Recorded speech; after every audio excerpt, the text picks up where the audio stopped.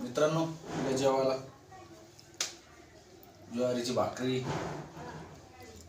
मेथीची भाजी, भरीत, वांग्याचं मसाला भात जेवतोय आता. हे बघा, ही ज्वारीची भाकरी इतकी हलकीवर नका घेऊ तुम्ही. काही दिवसांना जसं तुम्ही पिझ्झा ऑर्डर करता त्याचप्रमाणे या ज्वारीच्या भाकरीला सुद्धा ऑर्डर करायचा टाईम येणार. कारण की आता शेतकऱ्यांचं मन जर एकदा हे झाली तर ते शेतकरी पूर्ण पिकांचेच माल घेणार इथून पुढं. कारण की आता कापसाला भाव नाही, कोणत्याच मालाला, सोयाबीनला भाव नाही. त्याच्यामुळं शेतकऱ्यांनी जर विचार केला तर फक्त खायपुरतं जर धान्य जर पिकवलं तर असा टाईम येईल की ज्वारीची भाकरीची ऑर्डर करावं लागेल.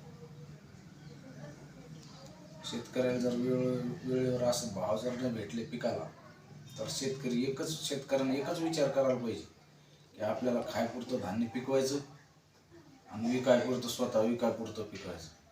कापसाच्या याच्या नादी लागल्यापेक्षा स्वतः खाण्यापुरतं धान्य जे खायला लागतं ते पिकायचं, दुग्ध व्यवसाय करायचा आहे.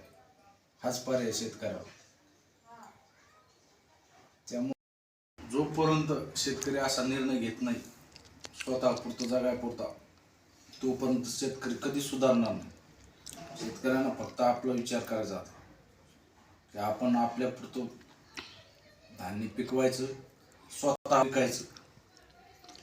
जर हा पर्याय ठेवला तर शेतकरी सुधरेल, तर शेतकऱ्याला हे सुधरू देणार नाही. दिवसेंदिवस मारायचा प्रयत्न चालू आहे शेतकऱ्याला.